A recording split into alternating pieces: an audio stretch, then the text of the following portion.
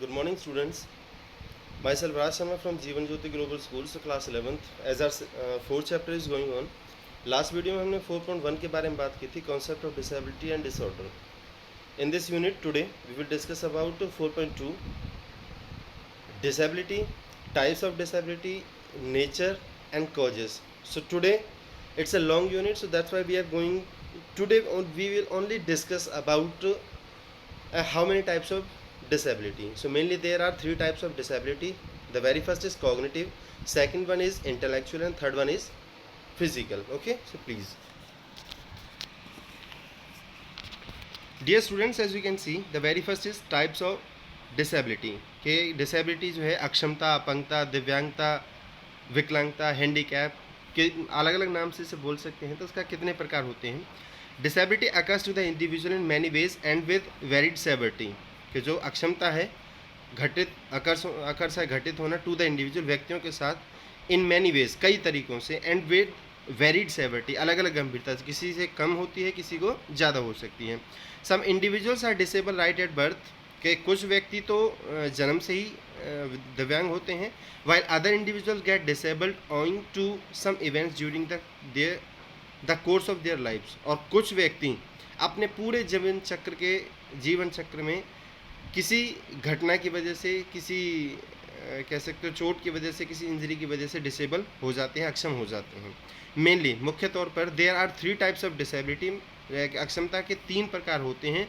सच है जैसे कि the very first is cognitive, संज्ञानात्मक, रेस्पॉन्ड ना कर पाना, बातों को ना समझ पाना, उन पर प्रोसेस ना कर पाना, उन पर रिस्पॉन्स ना दे पाना. इंटेलेक्चुअल, बौद्धिक. And last one is physical disability, शारीरिक तौर पर जो अक्षमता होती है. तीन तरह की अक्षमता है. सबसे पहले हम बात करेंगे कॉग्निटिव के बारे में, संज्ञानात्मक. Indeed it is a neurological disorder. Neurological बोलते हैं जो मस्तिष्क की तंत्रिकाएं होती हैं उनसे रिलेटेड एक विकार होता है. दैट क्रिएट हिंड्रेंस और obstruction for an individual to store, process and produce information. जो किसी व्यक्ति को, ऑब्स्ट्रक्शन का मतलब बाधित करता है, रुकावट पैदा करता है एक व्यक्ति के लिए, टू स्टोर, जो इन्फॉर्मेशन उसे मिली है, जो सिग्नल उसे मिला है, जो बात उसने पढ़ी है, उसे दिमाग में स्टोर करने में, उसके ऊपर अमल करने में, एंड उसके ऊपर किसी तरह की इन्फॉर्मेशन, जानकारी पैदा करने में, आगे बढ़ाने में. This disability can affect an individual's ability और capability to read, compute, speak and write. यह जो अक्षमता है किसी व्यक्ति की जो योग्यता होती है और उसकी कैपेबिलिटी होती है, योग्यता और उसकी कैसे एबिलिटी होगी, उसकी योग्यता और कैपेबिलिटी होगी उसके काम करने का दायरा. टू रीड, पढ़ने के लिए, कंप्यूट, बात करने के लिए, स्पीक, बोलने के लिए, राइट, लिखने के लिए. So this type of disability can also be called invisible disability because unlike other disability you may not be able to assess the condition by just looking at the individual. So इसी वजह से इस तरह की जो अक्षमता होती है उन्हें इनविजुअल, अदृश्य, ना दिखाई देने वाली अक्षमता भी कहा जा सकता है. बिकॉज क्योंकि अनलाइक अदर डिसेबिलिटी, और अक्षमताओं की तरह, you may not be able, आप इस लायक नहीं होते, टू एसेस द कंडीशन, आप उस दशा का, उस स्थिति का आंकलन कर सकें, bye just looking at the individual, उस व्यक्ति को सिर्फ देखने भर से आप उसकी स्थिति का अंदाज़ा नहीं लगा सकते. जनरली, आमतौर पर, the individuals who have this type of disability, ऐसे व्यक्ति जिनमें इस तरह की अक्षमता होती है, यूजुअली हैव फॉलोइंग सिम्टम्स, उनमें अलग अलग तरह के या आगे निम्नलिखित जो लक्षण है वो दिखाई देते हैं. The very first is memory disorder, याददाश्त भूलने की बीमारी. An individual who have auditory problems or difficulty in remembering something that he or she heard, said or saw some time एगो.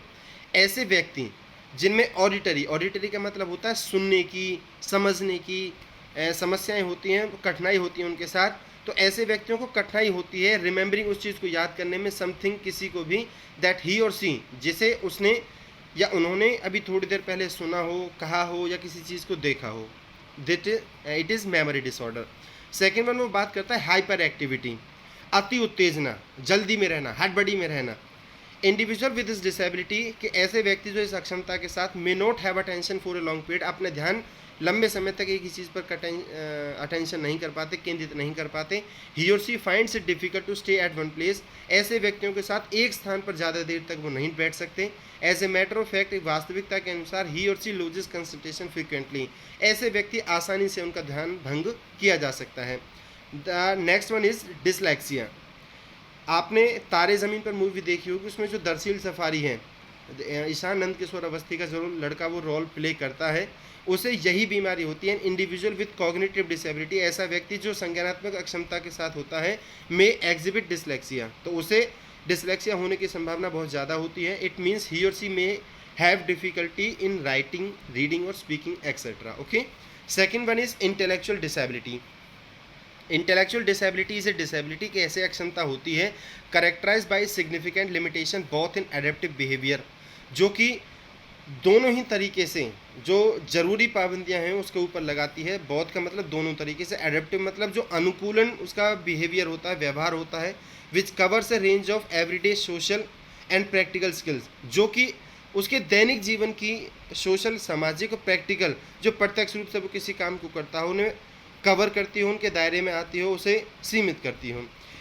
इंडीड, बावजूद इसके, this disability is related to the individual thought process.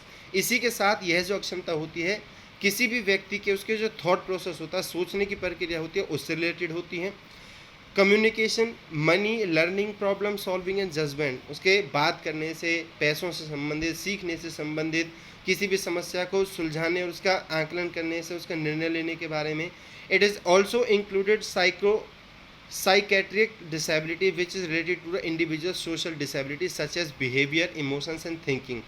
इसी के साथ साथ यह जो अक्षमता होती है किसी व्यक्ति के मनोवैज्ञानिक जो अक्षमता भी इसे कह सकते हैं, विच इज रिलेटेड, जो कि किससे संबंधित होती है, किसी भी व्यक्ति के उसकी जो सोशल, सामाजिक जो उसका परिवेश होता है उसकी अक्षमता होती है, जैसे कि उसका व्यवहार, लोगों के साथ कैसे व्यवहार करना है, इमोशंस, उसकी भावनाओं पर कैसे काबू करना है, थिंकिंग, उसके सोच पर कैसे काबू करना है।